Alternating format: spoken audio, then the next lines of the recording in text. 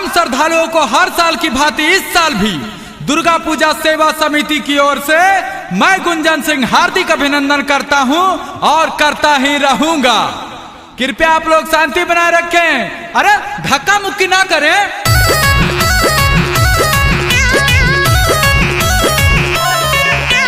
महिला और पुरुष का है अलग अलग लाइन, महिला और पुरुष का है अलग अलग लाइन, नियम जो तोड़ेगा उसको लग जाएगा फाइन। ठीक बा ठीक बा ठीक बा।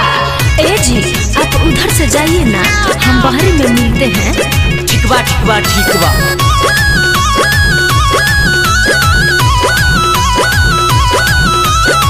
अरे क्या हुआ, आप इतना रो क्यों रहे हैं? मेरा पति के ने तो भुला गए हैं। रोते हैं काहे फरेश बोलिए, क्या? रोते हैं काहे फरेश बोलिए, पति का नाम एड्रेस बोलिए। ठीक बा ठीक बा ठीक बा।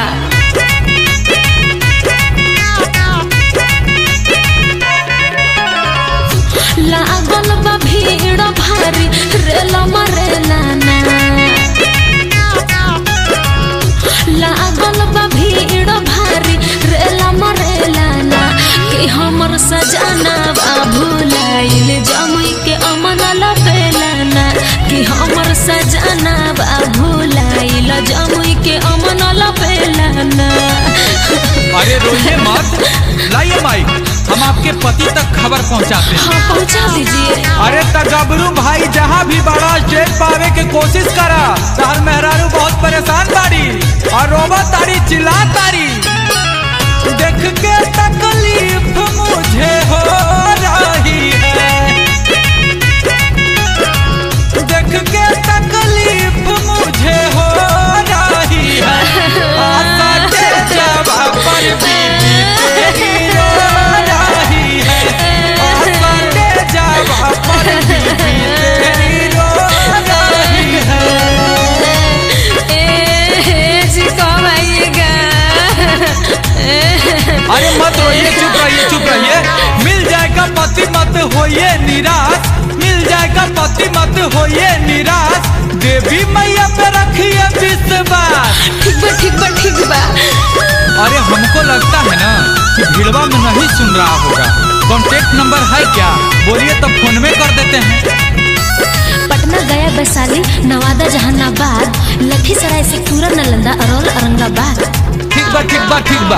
अरे ये तो जिला का नाम आप बता रहे हैं। हाँ। अरे आपसे हम मोबाइल नंबर मांगे थे ना, बुड़बक है का जी? हाँ तो हमको नहीं पता है। अरे ठीक बा ठीक बा ठीक बा। नंबर याद नहीं है तो लीजिए माइक्रो पर कुछ बोलिए।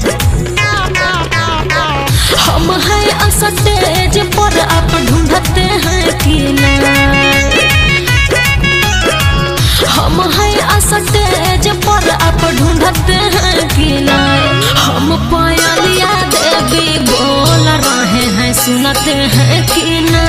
हम पायलिया देवी बोल रहे हैं, सुनते हैं कि ना। लगते हैं भूखले हैं, कुछ खाए हैं कि ना। लगते हैं भूखले हैं, कुछ खाए हैं कि ना। आपका पियाज मेला में झूलुआ झुलाए हैं कि ना।